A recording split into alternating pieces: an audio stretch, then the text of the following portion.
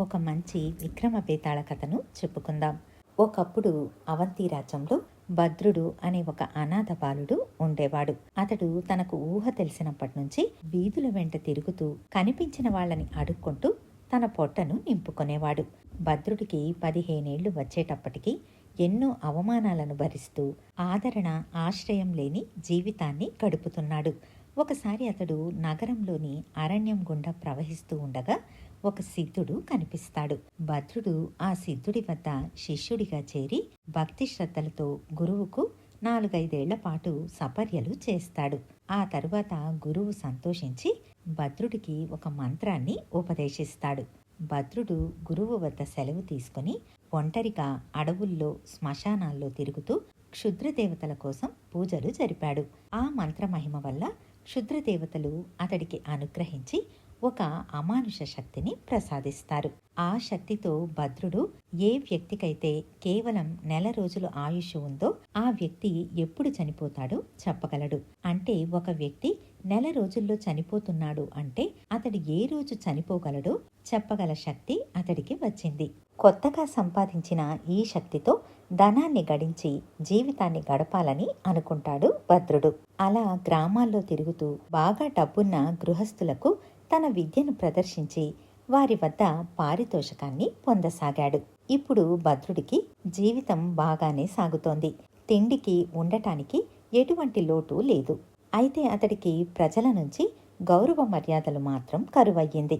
ఇది గమనించిన భద్రుడు ఇలా కాదని ఒక రాజు వద్దకు వెళ్ళి తన శక్తిని ప్రదర్శించి పెద్ద బహుమానాన్ని పొంది తరువాత పెళ్లి చేసుకుని గృహస్థ జీవితాన్ని గడపాలని నిర్ణయించుకుంటాడు. మరుసటి రోజు అవంతి రాజు వద్దకు వెళతాడు. సభలో కొలువు తీరి ఉన్న రాజుతో తన అమానుష శక్తి గురించి వివరించి కావాలంటే పరీక్ష చేయమని అడుగుతాడు. అయితే అవంతి రాజుకు వీటి మీద బొత్తిగా నమ్మకం లేదు. అలాంటి వాళ్ల గురించి ప్రస్తావన వచ్చినప్పుడు అవహేళన చేస్తూ ఉంటాడు. దాంతో రాజును కలుసుకున్న భద్రుడికి ఎటువంటి ప్రయోజనం లేకపోయింది. దానికి తోడు రాజు అతడిని హేళన చేయడంతో సభికుల నుండి అవమానం కూడా పొందవలసి వచ్చింది. భద్రుడికి కోపం వచ్చి రాజు పైన ఎలాగైనా ప్రతీకారం తీర్చుకోవాలని నిర్ణయించుకుంటాడు. నిజానికి అవంతి రాజు ఆయుష్ ఇంకా 20 రోజులు మాత్రమే ఉంది. సభలోనికి వెళ్ళగానే భద్రుడు ఆ విషయాన్ని గ్రహించాడు. నిజానికి ఆ విషయం రాజుకు చెప్పి రాజకార్యాలు తగిన విధంగా సరిచూసుకోమని చెప్పాలని అనుకున్నాడు. అయితే రాజు తనకు ఆ అవకాశం ఇవ్వకపోగా అవమానించడంతో భద్రుడు నేరుగా అవంతి రాజపు పక్క దేశమైన స్వర్ణపురికి వెళ్లాలని నిర్ణయించుకుంటాడు. స్వర్ణపురి రాజు సునందుడు యువకుడు, తెలివైనవాడు, గొప్ప పరాక్రమవంతుడు. అతడికి అవంతి రాజుకు శత్రుత్వం ఉంది. ఈ విషయం తెలుసుకున్న భద్రుడు సునందుణ్ణి కలుసుకోవాలని స్వర్ణపురికి బయలుదేరుతాడు. 2 రోజుల ప్రయాణం తరువాత అతడు స్వర్ణపురిని చేరుకుంటాడు. అక్కడ రాజు సునందుణ్ణి కలుసుకుని తాను సంపాదించిన అమానుష శక్తి గురించి చెబుతాడు. సునందుడు కాసేపు ఏమీ మాట్లాడకుండా తరువాత భద్రుడితో, అయితే నా పరివారంలో అందరికంటే ముందుగా చనిపోయేది ఎవరో చెప్పు అని అడుగుతాడు. భద్రుడు అందర్నీ ఒకసారి చూసి రాజుకు రహస్యంగా ఒక భటుణ్ణి చూపించి ఇతడు మరో 2 రోజుల్లో చనిపోతాడు అని చెబుతాడు. భద్రుడు చెప్పినట్లే ఆ భటుడు మరొక 2 రోజుల్లో గుండెపోటుతో మరణిస్తాడు. తరువాత సునందుడు భద్రుడిని పిలిచి, నీ అమానుష శక్తి మీద నాకు పూర్తిగా నమ్మకం కలిగింది. కానీ దానివల్ల నాకు కానీ నా రాజ్యానికి కానీ ఎటువంటి మేలు జరుగుతుంది అని అడుగుతాడు. అప్పుడు భద్రుడు, అది చెప్పాలనే వచ్చాను ప్రభు.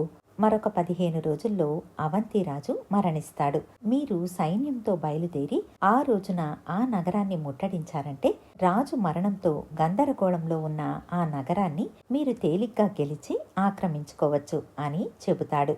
భద్రుడి సలహా ప్రకారం సునందుడు రహస్యంగా తన సైన్యాన్ని సమకూర్చుకుని అతడి నగరం వద్దకు వెళ్లి ఆ రోజున హఠాత్తుగా దాడి చేస్తాడు.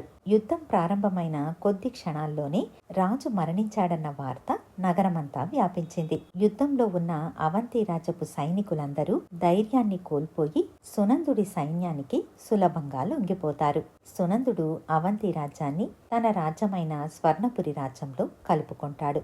వారం రోజుల తరువాత సునందుడు భద్రుణ్ణి రహస్యంగా పిలిపించి ధనాగారానికి తీసుకెళ్లి నీకు కావలసినంత ధనం తీసుకుని రాజ్యం విడిచి వెళ్ళిపో అని ఆజ్ఞాపిస్తాడు. బేతాళుడు కథ చెప్పి, రాజా, సునందుడు భద్రుణ్ణి రాజ్యం నుండి పంపేయటానికి కారణం ఏంటి? తన మృత్యువు దగ్గర పడినప్పుడు అతడు ఆ విషయాన్ని వెళ్ళి శత్రురాజ్యానికి చెబుతాడన్న భయంతోనా, లేక క్షుద్రదేవతల ఉపాసకుడు తన రాజ్యంలో ఉండకూడదనా? ఈ ప్రశ్నకు సమాధానం తెలిసి చెప్పకపోతే నీ తల 1000 ముక్కలవుతుంది అని అంటాడు. దానికి విక్రమార్కుడు, రాజు భద్రుణ్ణి బహిష్కరించటానికి ఇవేవీ కారణాలు కాదు. అవంతి రాజ్యాన్ని జయించటానికి అతడు చేసిన సహాయంతో అతడి ప్రయోజనం తీరిపోయింది. ఇంకా కొత్తగా అతడు తనకు సహాయం చేయడానికి ఏమీ లేదు. పైగా అతన్ని కొలువులో ఉంచుకుంటే మృత్యువు దగ్గర పడిన ప్రతి వాళ్లకు అనవసరమైన ఆందోళన, దుఃఖం కలిగే ప్రమాదం ఉంది. అది చాలా ప్రమాదానికి దారితీస్తుంది. అందుకే భద్రుడు చేసిన సహాయానికి తగిన విధంగా ధనాగారం నుంచి ఎంత కావాలంటే అంత ధనం తీసుకుని వెళ్ళమన్నాడు అని చెబుతాడు.